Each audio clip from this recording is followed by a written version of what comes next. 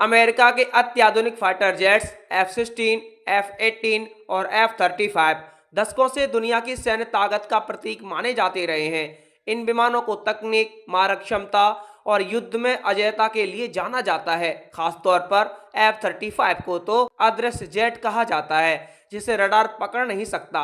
लेकिन हाल के घटनाक्रमों में ईरान के दावों और पश्चिम एशिया में बढ़ते सैन्य तनाव ने इन दावों पर सवाल खड़े कर दिए हैं। यह बहस अब अमेरिका बनाम ईरान तक सीमित नहीं रही, बल्कि इसमें भारत का राफेल फाइटर जेट भी केंद्र में आ गया है, जिसे लेकर यह कहा जा रहा है कि भारत का फैसला रणनीतिक रूप से सही साबित हो रहा है। पश्चिम एशिया में बढ़ते तनाव के बीच ईरान ने दावा किया कि उसने अमेरिकी लड़ाकू विमानों की कमजोरी उजागर कर दी है।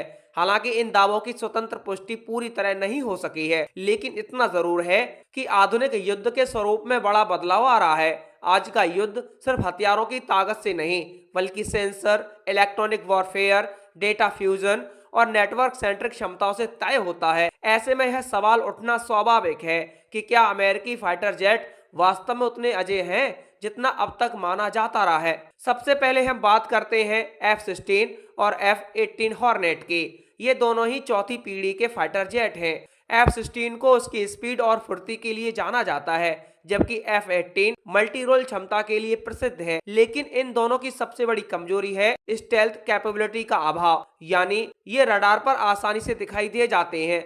आधुनिक युद्ध में जहां सतह से हवा में मार करने वाली मिसाइलें सैम सिस्टम अत्याधिक उन्नत हो चुकी हैं, वहां इन जेट्स का जोखिम बढ़ जाता है। ईरान जैसे देश, जिन्होंने रूस और अपने घरेलू सिस्टम के आधार पर मजबूत एयर डिफेंस नेटवर्क तैयार किया है, ऐसे में विमानों को चुनौती देने का दावा करते हैं। अब बात करते हैं सबसे चर्चित जेट F-35 की। यह पांचवी पीढ़ी का स्टील फाइटर है, जिसकी सबसे बड़ी ताकत है रडार से लगभग गायब रहने की क्षमता। इसके अलावा इसमें अत्याधुनिक सेंसर, डेटा फ्यूजन और नेटवर्किंग क्षमताएं हैं, जो इसे युद्ध के मैदान में एक फोर्स मल्टीप्लायर बनाती हैं। लेकिन यहाँ एक महत्वपूर्ण तथ्य समझाना जरूरी है, और वो है कि स्टील तकनीक पूर्णतः अदृश्य नहीं बनाती, बल्कि केवल डिटेक्शन को कठिन बनाती है। ईरान ने दावा किया कि उसने इंफ्रारेड सर्च एंड ट्रैक जैसी तकनीकों के जरिए F-35 को ट्रैक किया। IRST सिस्टम रडार की बजाय गर्मी के आधार पर लक्ष्य का पता लगाता है। वो इसलिए क्योंकि हर विमान उड़ते समय गर्मी उत्पन्न करता है, इसलिए यह पूरी तरह छिप नहीं सकता। अगर यह दावा सही माना जाए तो यह स्टील टेक्नोलॉजी के खिलाफ एक चुनौती हो सकती है। हालांकि विशेषज्ञों का मानना है कि किसी विमान को ट्रैक करना और मार गिराना दो अलग अलग बातें हैं।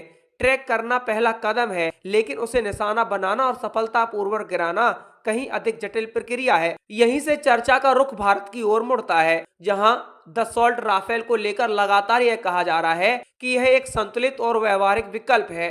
भारत ने फ्रांस से राफेल खरीदने का फैसला ऐसे समय में लिया था जब अमेरिका अपने F-35 को वैश्विक बाजार में प्रमोट कर रहा था, लेकिन भारत ने F-35 की बजाय राफेल को चुना, और अब मौजूदा हालात में यह निर्णय कई विशेषज्ञों की नजर में सही साबित होता दिख रहा है। राफेल की सबसे बड़ी ताकत है इसकी ओमनी रोल क्षमता, यानी यह एक ही मिशन में कई तरह के ऑपरेशन कर सकता है। Air to air, air to ground, reconnaissance और यहाँ तक कि न्यूक्लियर डिलीवरी भी। इसके अलावा इसका स्पेक्ट्रा इलेक्ट्रॉनिक वॉरफेयर सिस्टम इसे खास बनाता है। यही सिस्टम दुश्मन के रडार को जाम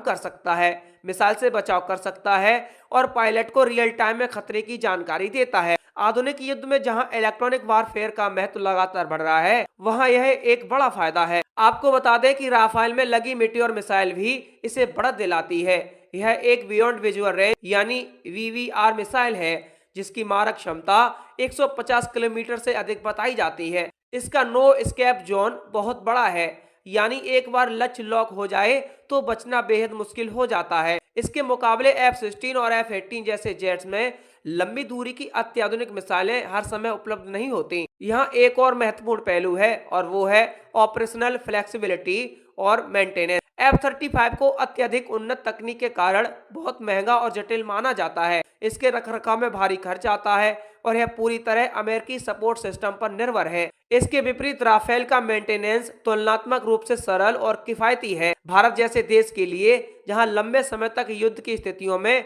आत्मनिर्भरता महत्वपूर्ण है, यह एक बड़ा फैक्टर बनती है। यह भी ध्यान देने योग्य है कि अमेरिका अपने हथियारों के निर्यात पर सख्त नियंत्रण रखता है। F-35 जैसे जेट्स के साथ कई शर्तें जुड़ी होती हैं, जिनमें सॉफ्टवेयर एक्सेस और अपग्रेड कंट्रोल भी शामिल हैं। वहीं फ्रांस, जो राफेल बनाता है, भारत को ज्यादा रणनीतिक स्वतंत्रता देता है। इसका मतलब है कि भारत अपने अनुसार हथियारों और सिस्टम को अपग्रेड कर सकता है, जो भविष्य के युद्धों में अब बहुत अहम साबित हो सकता है। अब सवाल उठता है कि क्या वास्तव में अमेरिकी जेट्स की मिथक टूट रही है? इसका जवाब इतना सीधा नहीं है। हकीकत यह है कि हर सैन्य तकनीक की अपनी सीमाएं होती हैं। F-35 आज भी दुनिया के सबसे उन्नत फाइटर जेट्स में से एक है और उसकी क्षमता को कम करके नहीं आंका जा सकता। लेकिन यह भी सच है कि जैसे जैसे नई तकनीकें विकसित हो रही हैं, जैसे पैसिव डिटेक्शन सिस्टम, AI आधारित टारगेटिंग और हाइपरसोनिक वेपन्स जैसे, पुराने अजेयता के दावे कमजोर पड़ते जा रहे हैं। ईरान के दावों ने भले ही पूरी तरह साबित न किया हो कि उसने अमेरिकी जेट्स को मार गिराया है, लेकिन उसने यह जरूर दिखाया है कि आधुनिक एयर डिफेंस सिस्टम अब पहले से कहीं ज्यादा सक्षम हो चुके हैं।